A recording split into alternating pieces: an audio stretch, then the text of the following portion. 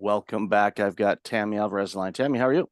I am great, Michael. How are you doing today? I am awesome. Really looking forward to this conversation. We had scheduled it a little while ago and I had to change it, which I've pretty much been saying to all my guests. Apologies for that. Life ggets lifey is something that Isn't is it said. nice that we can have the opportunity to adjust to that, though, right? It is, and that is a freedom that I don't take for granted. It's something that is really, really beneficial. And in the designing of how I live my life is it's so important to be able to have a little bit of elbow room here and there to shuffle some things around when things come up. So Good. really, really appreciate it. So for those that don't know you, why don't you share a little about you and then we'll dive into this conversation. Sounds good. I'm the founder of Career Winner Circle. We are an executive coaching and career strategy firm that work with mid to senior level leaders to really level up their performance, reassess their career strategies. And really, at the end of the day, our goal is to make sure that everyone loves Monday mornings again. And how many times you wake up from the soul crushing grind and you're like, oh, if I have to do this one more day, you get that pit in your stomach on Sunday nights that you're just dreading the week ahead. And too many people think that's normal. And so we work with our clients to help get out of that rut, create a meaningful path forward in however that shows up for them. And that's what we do for our clients. My personal background, I was an executive on Wall Street for 20 years, managed up to 2,000 people in 36 countries, solved all kinds of big fancy problems. I was known as a transformation expert. And I loved my career until I didn't. And when I didn't, I decided to cash out, move to a tropical island in Central America off the coast of Belize, and started this coaching business about 6 years ago. Yeah, you loved it until you didn't. And that's I think a lot of people are kind of in that right now. And now not everybody needs to or maybe should he wants to, or and they're going, okay, where's my globe? I got to look and see where Belize is. Yeah. Where's that? But ultimately, it comes down to really being in tune with yourself. And as we were talking about in the pre-show, is people are just in the survival mode right now, so they're not focusing on them per se and what they want to do. And I see it time and time again with people. They hit this wall or this rut or whatever you want to call it, and they're just, the amygdala just says, okay, we're just going to camp out here for a bit. We're too scared to go anywhere. And they just continue to be miserable in their roles in life, everything else, because it's all intertwined. When people say work-life balance, I'm one to say that does not exist. You are one entity. You need to harmonize what you're doing as best you can, but trying to balance it is like trying to balance an egg. It's not very easy unless you crack the bottom of it. Then it'll stand up, but then you get yolk everywhere, and it's just kind All of a right. mess. So, That's right. so I'd So, love your thoughts on that. well, it's interesting, Michael, because, when you mention people are miserable, I wish more people were miserable. What I'm seeing is this apathetic haze that has come over. So you don't love it, you don't hate it, you're just stuck in this no man's land. And that cycle of apathy, that cycle of being comfortable, that cycle of just hiding under your desk and hoping you're not the next one to get let go is a dangerous thing to do in terms of your career and how you want to progress. And the further along you get in your career, the more dangerous this becomes. Because the more expensive you are, the harder it is to find a job, the more expertise you have to have, the more competition and the less roles. And so there's this flood of apathy, I think, is really where a lot of the workforce is today. And you can see it by the research results of 10 plus years of declining employee engagement and rising, right? The increase in, the lack of enjoyment in what people do. And I think COVID brought a lot of that out when all of the fun, shiny things that we used to distract ourselves with went away. And there was this surge of like, okay, I'm going to do something for me. And the economy turned. People were, the employees were in the driver's seat, and remote work kicked in and everything was fine. And then a couple of years later, now the tides are back. Right? Layoffs are happening. People are getting called back to work. And I think the biggest thing I'd love for your listeners to sit with is that during times of chaos, there's opportunity. And that when people are hiding under their desks, hoping they don't get fired, that is the best opportunity to surge. And when you start to really be more introspective, because we spend a lot of time trying to fit in, right? Can I fit into the culture? Do I adjust with my boss? And we're working so hard to get ourselves to fit into this thing that we're doing it the opposite way. And when you really start to lean in on what are the things that give you the most energy, and notice I didn't say money, skills, power, influence, but what are the things that really light you up every day that you could do for 12 hours a day and never be tired? And what are the values and vibe and the culture that really light you up to where you're getting the best out of yourself? We've all been in those situations where we're doing something that energizes us with people that that energize us. And they're small points in time in our career. But for some reason, we don't think that we can have it all the time, but we can. And that's really what I think people are struggling with is you're stuck. You're not sure what to do. And you mentioned the funk, and no one prepares you for a mid-career funk. You don't see it in a college course. You don't see it in an MBA course. Like no one says at some point in time, you're not going to love what you do anymore. And so very smart, successful people who are confident and used to being in control of what I call an accidental career find themselves in roles that no longer serve them, but they're ill-equipped just because of experience and being able to, really lean in to know what to do about it. And all of these gremlins kick in. All the I'm too old, I'm too expensive, it's too late, all the things that get in our way. And so we quit before we even start. I see that too often. So much talent out there that's just kind of stuck, and they don't have to be that way. They pull out every excuse in the book. I'm past my prime. No one needs me. I'll never be able to find a place. Like you need to. I was listening to a book that came out, I think, a couple decades ago called Execution. Great book, pretty good or quick read on an audiobook format, especially if you do it at 2x speed. That's pro tip for people. If you can hear it. And sometimes some people, if you put them on 2x speed, dogs start barking and howling for some reason because they hit a note Yeah, that right. humans can't hear. But one of the things that kept driving home on this, which in a lot of the book I found entertaining to a certain extent, because they were talking about some companies that were doing really, really good at the turn of the century. And now, of course, they're not. So it's like, it's that flash in time. It's like, wow, they're doing it right. Oh, what happened? Now they're doing it wrong. I see time and time again where it just boils down to, the title of the book was execution. I think people thrive in environments, and I'd love to hear your thoughts on this. I think people thrive, whether they're mid-level or C-level executives, they thrive when they are actually executing the plan. It's great to come up with strat plans. It's great to come up with ideas and plans and draw out all the potential pitfalls that we're facing, including what's going on in the world right now. You just say, okay, we're going to map this out and we're going to be able to navigate. If it does this, we do this. If it does this, we do that. And that's an engaging exercise for some as well. But the actual execution of a plan, execution of initiatives that grow the business or bring on more people or make a bigger impact in society or a new invention, all those things, I think people get addicted to that execution, and sometimes it takes some really strong dedication to be able to make sure that you do that time and time again. It's not a once and done. It's like, yay, we rolled this out. Great. Okay.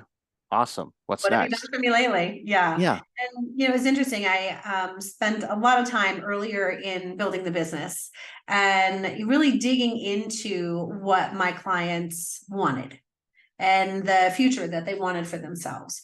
And I expected money and power and, title and all of those things that we say we want. But the one thing that showed up most often, and almost universally, was impact. People want to make an impact, and that drives back to purpose, right? It drives back to connecting the why to what we do. And if we don't feel like we're making an impact, if we don't think the work that we do matters, then we need to make a change. And as we grow in our career, we start making impacts in different ways. And, so I think as you think about your seasonality of your career and where you are, the same strategy that you used 5 years ago is probably not where you should be in order to have that fulfillment from making an impact. Because now you've grown, you've learned, and maybe it's time for you to teach somebody else, or you're ready to take that next step into leadership. And we should all be looking at, where, what is my purpose? Why do I do what I do? Why do I care about doing something that's important? And then where are my talents and skills and abilities best used so I can make the biggest impact? Because when you do that, then you're energized, you're engaged again, and you feel like all of the things are falling back into place. And that's the thing. I deal with a lot of people with, that are burned out and companies that are having retention issues and whatnot. And uh, time and time again, much like that example I gave a little earlier about a company that 2 decades ago was crushing it when everybody was falling apart, to now they're struggling while their companies are passing them away. It's like it's the same company. It's like what happened? It's communication issues. It's not being agile enough. It's not having the right people in place at the time when you need them. Because again, I worked for an internet market research firm at the turn of the century and during the dot-com era and all of that, which was absolutely a zoo time. I was in But tech, I was in staffing. So yes, absolutely. you know it when a Luck. Yep. recruiter places you and then 6 months later and they call you. Yeah, I'm not going to get into ethics on this. The job's a job, but they call you and they say, how you liking the job? "Oh, that's good. I like it." Do you really like the job? Why? Right. Because I got another one over here that pays, at that time it was like 20 grand more. I'm like, Mhm. when I was in my 20s, yeah, 20 You're grand a more. mercenary, right? Yeah, So happy to yeah, do it. yeah, Mhm. exactly. I'm like, an extra 20 grand back then was like someone handed me $1 million today. It's like, sweet, yes, let's go. And it was just an absolute zoo. And then reality came back and it was like, okay, not as much. Well, at least it was fun to ride that. But so again, companies change and come and go. But I think ultimately what it boils down to is really spending some time on, and this goes for companies, but also goes for leaders and individuals, spend some time, taking stock where you are right now. Because what you said, like my leadership desires and plans 5 years ago are most definitely different today.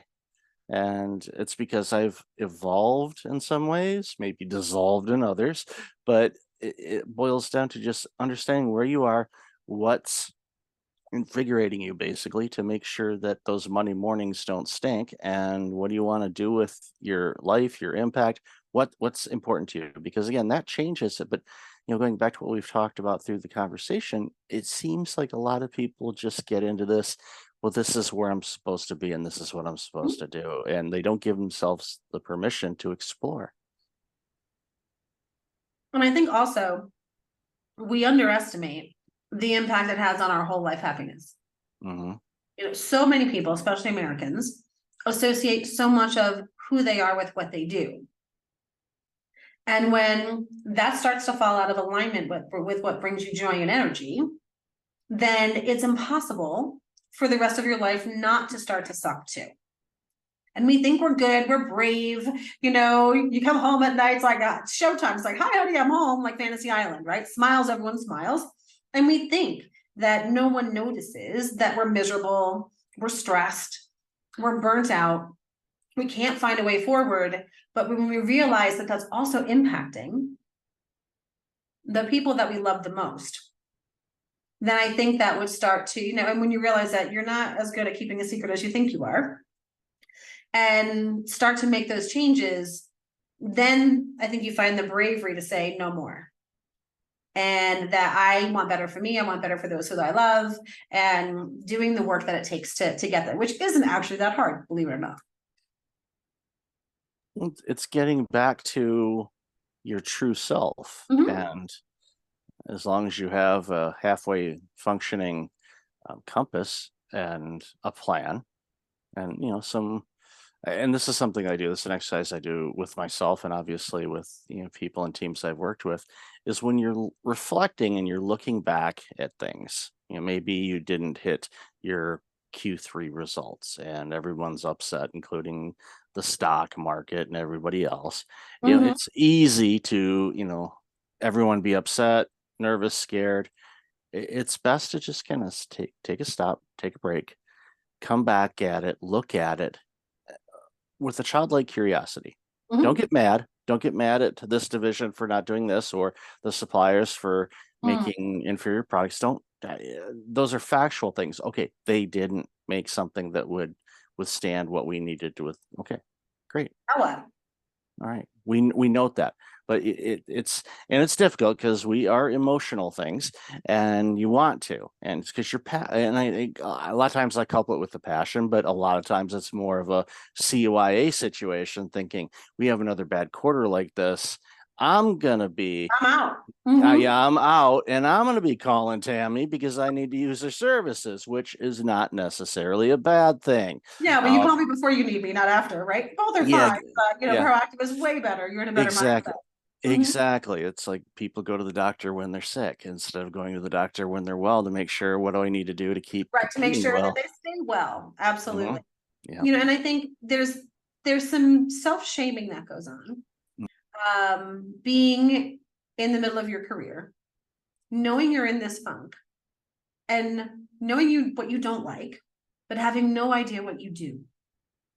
It's like you feel like you should have this all figured out by now. And so there's a lot of weirdness that goes on in that headspace of these very confident, successful people when they're staring down this tunnel. They have no idea what they want to do next, but they do know that they don't like what they're doing now. And we're just not built, trained to think about things in those terms. I referred to an accidental career earlier, and we don't really plan our career. We're great at building business strategy, and we're great at executing business strategy and mitigating risk and doing all those things to get them done and measuring success and having goals and specific things. But we try and apply those same principles to our career, they fall apart. And so we end up starting a career, and then opportunities come, we take them or we don't. And then that's just kind of how we bumble through. And very rarely is somebody going to say, oh, in 10 years from now, I'm going to be a rocket scientist who happens to be a librarian today, right? That's just not how most people work. And so it's a really weird space when things have been going great, kind of on autopilot. You work hard, you get recognized, you move forward, and then all of a sudden it doesn't. And you haven't done anything different. So much like the companies that you talk about that aren't making the cut, the reason they're not making the cut is because they haven't done anything different. And it's the same thing with us in our careers and as leaders. If you don't adapt and adjust, you're going to get left behind. So you need to continually check in and continually work to, make sure that, you're doing the things that you love. And an industry that you went to school for, that you started with, could be a dying industry and no more fun. And so why is the last man on the Titanic? Right? When there's winners, there's losers. So why wouldn't you want to move to an industry that's growing and thriving and having fun versus going through your 10th year of trying to cut your way to prosperity because you're on a sinking ship? And so these are all choices that people can make. And these are all things that people can do. And easier than they think it is sometimes. But you need that guidance because you've not been trained how to do it. And it's not how we tend to think about our careers. Yeah, I see it all the time. And there was a recent stat that I saw in my original career is accounting. I was a public accountant, worked for a CPA firm, I did accounting for the first chunk of my career. And much like over 80% of the people with college degrees were not working in the field that we have our degree in, Wow. which I think is a good thing. Mm-hmm. A lot of people will be like, really? It's like, yeah, it's because you've taken risks, you've changed, you've learned new skill sets. That's actually growth. So it actually makes a ton of sense when, most of us haven't, which is, and I tell that to everybody that, especially when they're starting, it's like, well, just pick, if you're not sure, pick some coursework is foundational that can be kind of the foundation of a variety of different industries, because there you'll have some basics, but just explore. It's you get one kick, depending on who you talk to. You get one kick at this thing, and you might as well have fun while you're doing it, It. because and that goes with your career, with life, everything else. It's like you want to make impact. Okay, where would you like to make impact in? And research it, No excuse not to be able to research it. There's no excuse not to be able to learn about any industry. Go to YouTube University. It's going to be there, It's or gonna Udemy, or somewhere else. be. You can spend a few bucks. You're going to spend it at $6 anyway, which I have to call it $9 now. It's no longer $6. It's at least $9 if to get out of that place, but that's the cost of inflation. But their stock price is doing quite well. This is not an investment show, by the way, ladies and gentlemen. So don't take any advice from me, especially on investing. But I think one thing that came to mind when you're talking a moment ago is, I had a conversation with somebody that was retired, that worked in corporate for a long time and was senior level and all of that. And he said, when he finally, quote unquote, figured it out, he was mad on how simple it was. And I looked at him, it's like, well, what is it? And he wouldn't tell me at first. He's like, no, you need to figure it out. But then he went on a little bit longer, that eventually you'll figure it out. And I was like, okay, I get it. I get it. Mhm. And that's the thing. Everybody's a little bit different, but once you figure it out, then you'll be mad at yourself for not figuring it out sooner, but don't be happy that Be you excited figured it about what's out. coming next, right? So instead Exactly. of lamenting all the lost opportunities, just be excited about what's next. Be positive and look forward. And that is a message that's not just for career Mm. path and choices. That's a message for today, right now. October 25th, at the time of this recording. Look for those positive moments, design them, add them into your daily routine.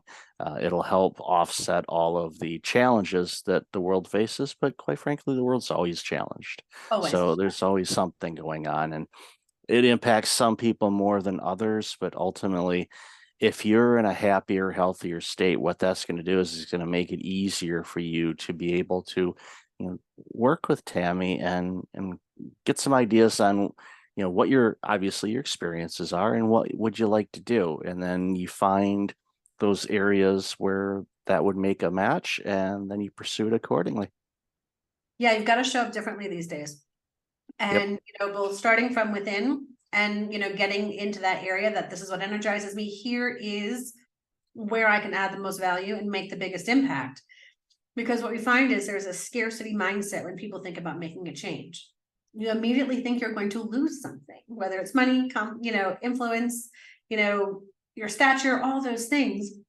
But if you do it right, and you find the things that energize you and you apply those in areas where those things are in high demand and in short supply, you are going to be like 90% of our customers who are making 20 to 30% more after they make that move. And they're happy. And they're like, why did I wait so long? So yeah, that's just interesting how things work out. Absolutely. So, Tammy, I've loved this conversation. Where can people find out more about you and all this amazing work you're doing? Great. So they can find me at Tammy Alvarez on LinkedIn. Also Career Winners Circle on LinkedIn, careerwinnerscircle.com for our website. And then we also have a book coming out in January. It's called Escaping the Career Trap. And you'll be able to find that on Amazon and all other kind of places. So that's where you can start to find us. Awesome. And I'll definitely have that information in the show notes. So, Tammy, Appreciate it. thank you so much for this interview and this time today. Really appreciate you and all this great work you're doing. Great. Thanks. It was great collaborating with you today. Appreciate it.